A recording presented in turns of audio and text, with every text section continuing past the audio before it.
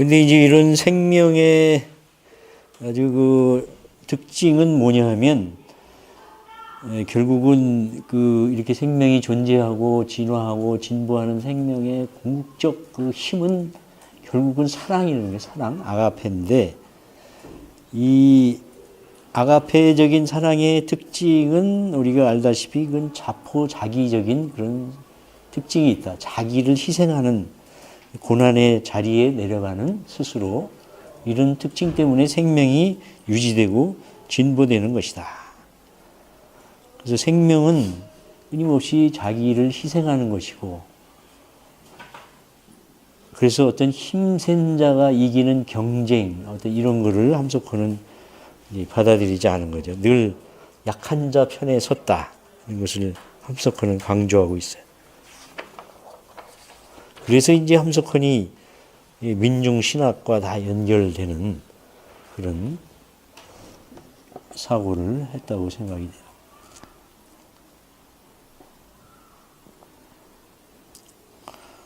그리고 또 하나는 이제 함석헌 생명의 특징은, 그래서 고난을 감수하고 낮은 자리로 내려가서 자기 주체적으로 스스로 하는 그런 생명의 특징이 있다는 거죠.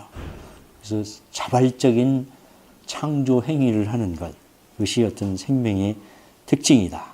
그래서 내가 곧 길이요 진리요 생명이다. 이것도 예수의 말일 뿐만이 아니고 곧 각 생명, 우리 각 사람의 말이기도 한 것이다. 그래서 세계란 것이 먼저 있어가지고 그 한 모퉁이에 내가 버섯듯 나온 것이 아니라, 세계 속에 벌써 내가 있었고 내가 있음으로 세계가 있는 것이다. 그래서 내가 가기 전에 먼저 누가 낸 길이 있어 그것을 내가 걷는 것이 아니고, 천지 창조하기 전에 아버지 안에 내가 벌써 있었고 내가 있을 때 내 안에 길이 있었다. 길 위에 내가 떨어진 것이 아니다. 그렇기 때문에 내가 곧 길이고 진리고 생명이다.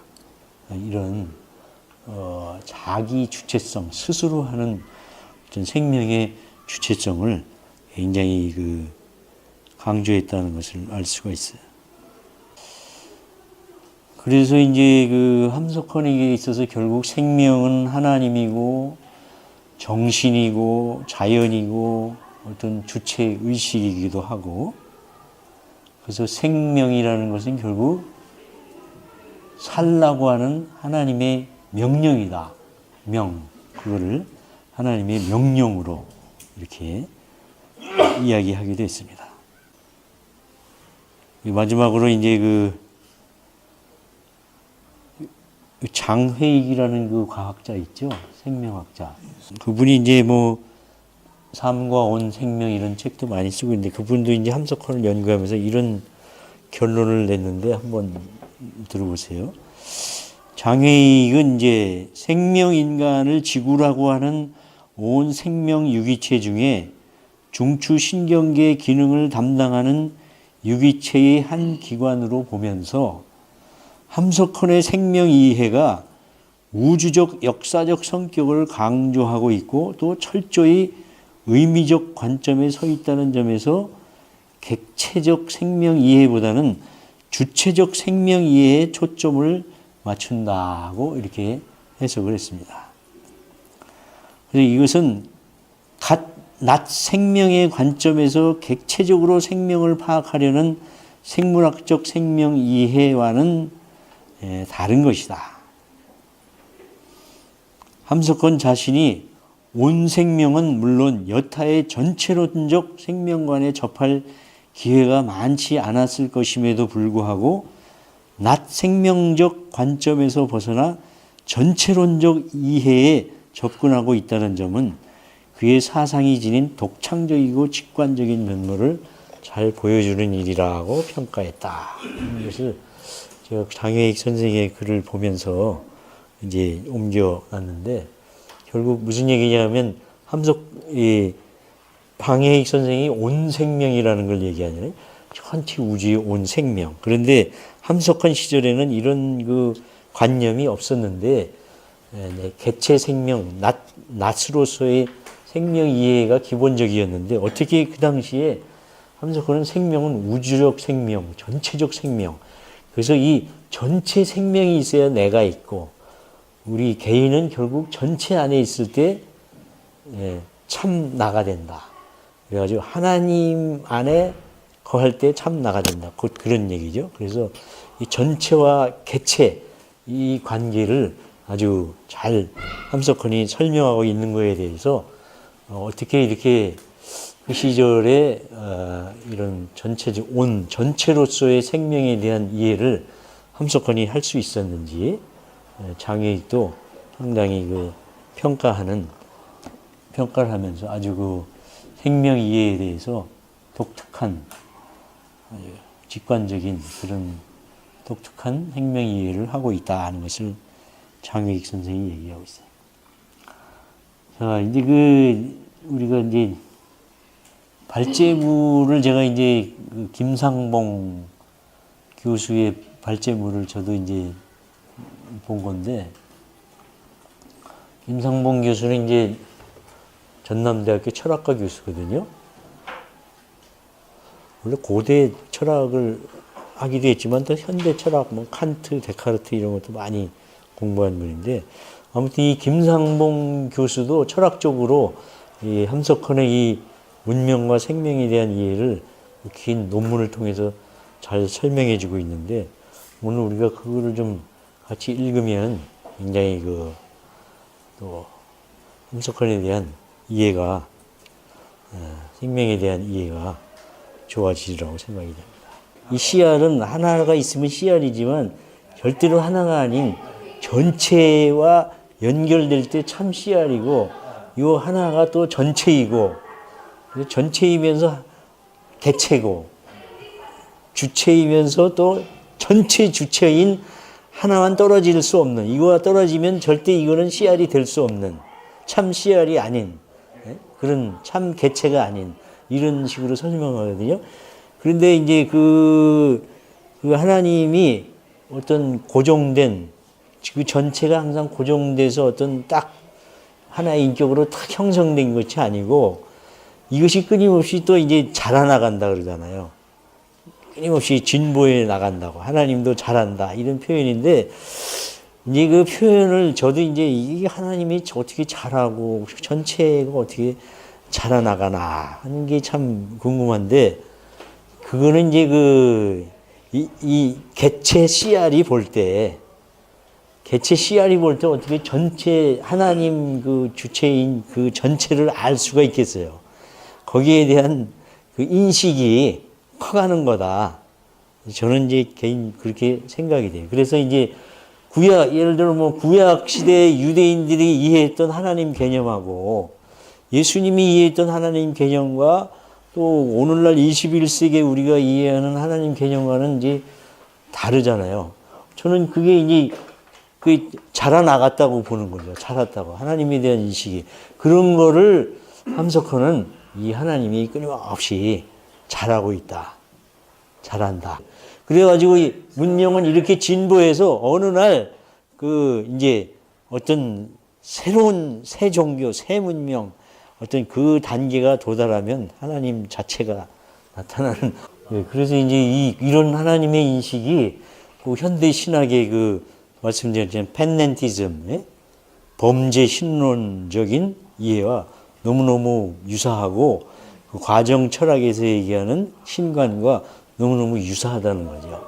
근데 그 함석헌이 과정 철학이든지 범죄 신론적 이런 거를 뭐 그때 당시에 그분이 신학을 한 분도 아니고 이랬기 때문에 어떤 이런 자기 깊은 생각과 어떤 그 직관을 가지고 어떤 하나님에 대한 생명에 대한 이런 이해를 이렇게 기록하고 이렇게 할 수 있었다는 게 이제 학자들이 보기에 참 독특하고 뭐 참 직관적이었다. 이렇게 이제 평가를 하는 거죠. 그래서 이제 그 민중신학의 민중과 씨알이 다른 게, 민중신학이 말씀드렸다시피 항상 70년, 80년대 정치적 억압으로부터 경제적 억압 또는 사회적 억압으로부터의 민중의 해방, 그것이 총 어떤 목표이고 그게 기초가 됐잖아요. 정치적 투쟁, 경제적인 어떤 투쟁 이런 것에서 그거로부터 해방되면 구원되는 것처럼 이제 여기는데 함석헌의 이 씨알사상은 정치 경제적 그것뿐만이 아니고 그 해방이 참 다 끝나는 해방 구원이 아니고 그 이상의 하나님이 돼야 된다 이거지. 전체에 도달하고자 하는 구원론이 돼야 된다는 거죠. 전체 하나님 안으로 들어가지 않으면 정치적 경제적 어떤 이런 해방 가지고는 이제 안 된다. 그런 면에서 종교적이고 철학적인 그래서 동양 철학적인 이런 걸 거기다 다 집어넣고 이렇게 서양 철학과 동양 철학을 거기다 다 집어넣어서 그렇게 이제 해석한 게 씨알 사상이라고 볼 수 있는 거죠. 그런 면에서 이제 저도 논문이 결국은 21세기의 민중신학이 갈 길은 함석헌의 이러한 독창적인 생명신학 쪽으로 또는 어떤 온전히 하나님과 하나님의 평화의 단계로까지 가는 평화신학 또는 나아가서 종교다원적인 어떤 종교 어느 정도 종교를 다 모든 종교가 하나라고 강조했으니까 그런 뜻에서 종교를 머리를 품는 거대 담론으로서의 종교다원적인 신학 이런 쪽으로 민중신학이 갈 때에 앞으로 시대나 뭐 그것이 이제 씨알 사상이 요구하는 한국적 토착적 신학이 가야 될 방향이 아니냐 이런 거를 이제 얘기한 거죠. 그러니까 민중신학의 그런 단점이라고 이럴까 거기 머물러 있는 지금도 머물러서 민중신학이 요새 뭐 인기도 없잖아요. 이렇게 된 이유가 여러 가지 물론 있겠지만 그 정치적 경제적 그 테두리에 벗어나지 못했기 때문이다. 그러니까 씨알 사상이 이런 종교 철학적인 사상을 받아들여서 씨알 사상이 여러 가지 얘기할 수 있지만 특별히 생명의 이 독창성을 저 연구해서 생명신학 쪽으로 생명을 살리는 요새 뭐 생명신학 근데 다 얘기하잖아요. 그런 생명신학 쪽으로 또 하나는 이제 저는 이제 평화 통일 신학이라고 썼는데 평화를 이루는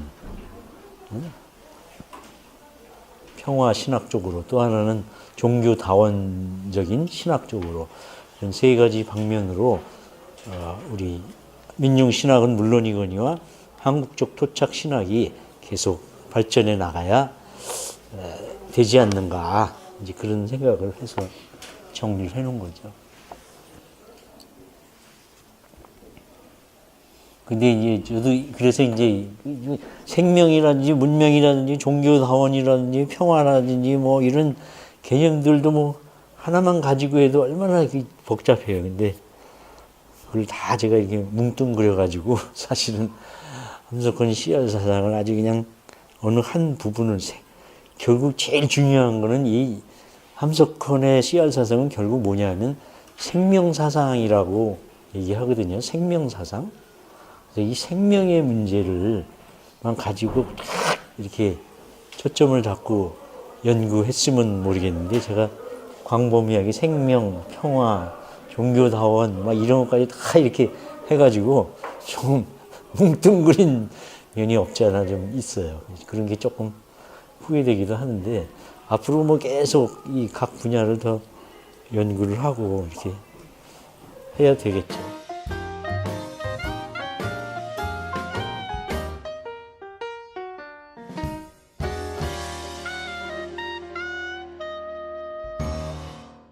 안에 있을 때 참 나가 된다.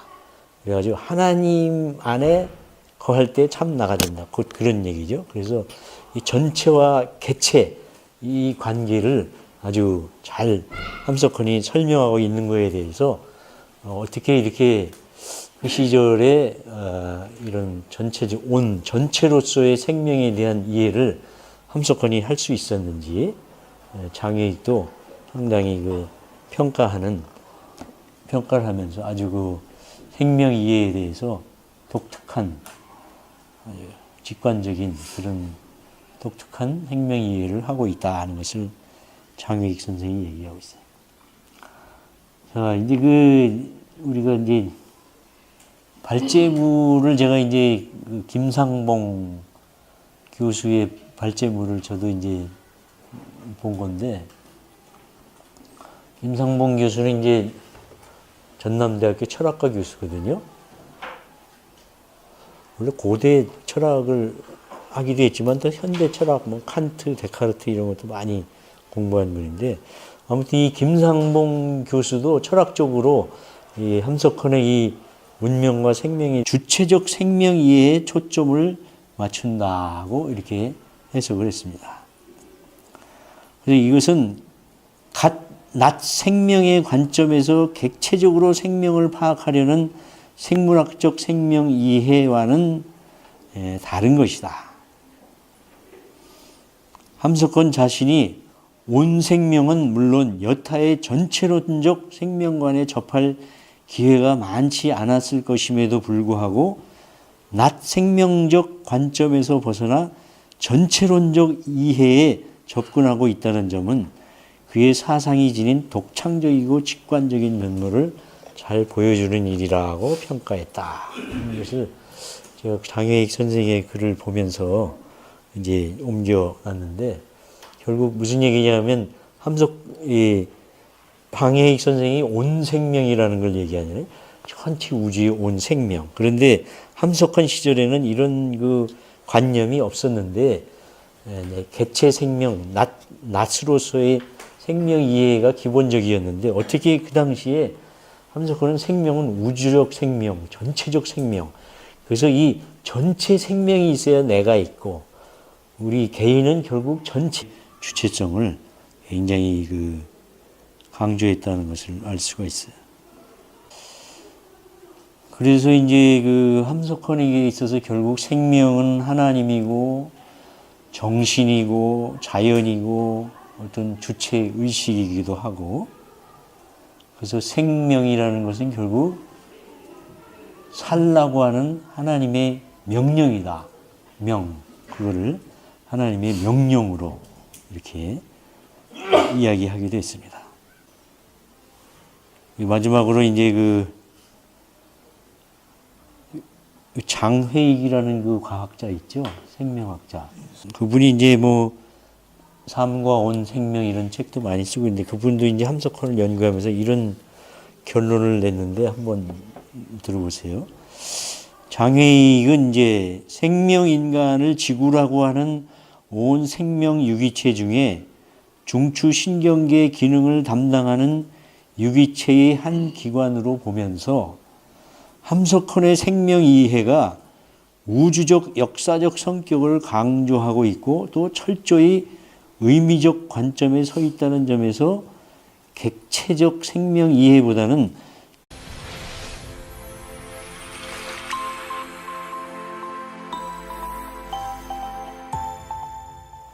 근데 이제 이런 생명의 아주 특징은 뭐냐 하면, 결국은 이렇게 생명이 존재하고 진화하고 진보하는 생명의 궁극적 힘은 결국은 사랑이라는 게 사랑, 아가페인데, 이 아가페적인 사랑의 특징은 우리가 알다시피 그건 자포자기적인 그런 특징이 있다. 자기를 희생하는, 고난의 자리에 내려가는 스스로, 이런 특징 때문에 생명이 유지되고 진보되는 것이다. 그래서 생명은 끊임없이 자기를 희생하는 것이고,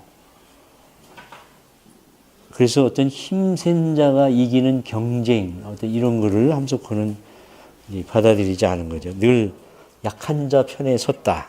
이것을 함석헌은 강조하고 있어요. 그래서 이제 함석헌이 민중신학과 다 연결되는 그런 사고를 했다고 생각이 돼요.